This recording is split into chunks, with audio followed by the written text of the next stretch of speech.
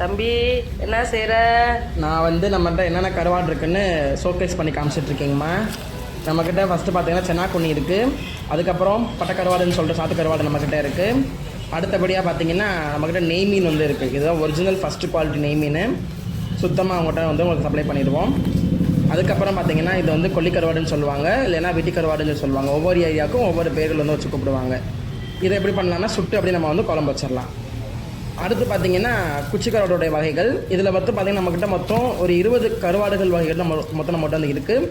இதில் நீங்கள் பார்க்குறது ஃபஸ்ட்டு குவாலிட்டி பார்க்குறீங்க. அப்படியே வரிசையாக நம்ம ஒன்றா பார்க்கலாம்.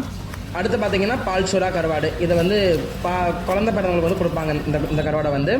இதில் வந்து நெய் மீன் குச்சி கருவாடு மாதிரியும் இருக்குது. இதை வந்து அடுத்த 2வது வகை கருவாடெல்லாம் சொல்லலாம். நம்ம இதை வகைகள் தான், இதோடைய குவாலிட்டி கிடையாது, இது வந்து வகைகள் தான்.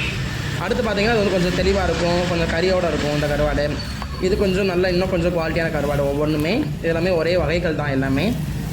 அடுத்து பார்த்திங்கன்னா கொஞ்சம் சிவப்பு நிறத்தை கொடுத்த ஒரு கருவாடுகளாக இருக்கும்.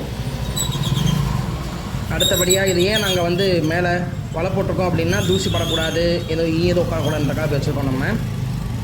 அதுக்கப்புறம் இதுதான் நம்மகிட்ட இருக்கக்கூடிய டாப் நாச் குவாலிட்டின்னா இந்த 2 கருவாடுகள் தான்.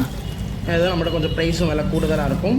ரொம்ப கறியாக இருக்கும், சுத்தமாக இருக்கும், செதில் எதுவுமே இருக்காது. இதில் நீங்கள் அடிக்கடி பார்த்துருப்பீங்க இல்லையா, நாங்கள் கறிக்குச்சி நாங்கள் சொல்லுவோம் இல்லையா, அதுதான் இந்த 2 கருவாடுமே. அந்த கறிக்குச்சியில் கொஞ்சம் சின்னது, இதுதான் இந்த ஒரிஜினலுக்கான கறிக்குச்சி. இதுதான் பார்த்தீங்கன்னா தெரியும் உங்களுக்கு, நல்ல பெருசாக இருக்கும். ஃபைனலாக நம்ம பார்க்குறது வந்து இதுதான் வாழை கருவாடு கொட்டையான்னு சொல்லுவாங்க. நமக்கு இப்படி தான் வந்து நமக்கு தான் ஃபைனலாக வந்து நிற்கும். இது வந்து மாசி கருவாடு. நம்ம போன வீடியோவில் பார்த்துருப்போம். நம்ம இதை எப்படி பண்ணணுன்ற நம்ம அடுத்த வீடியோ வந்து பார்க்கலாம் நம்ம. தேங்க்யூ.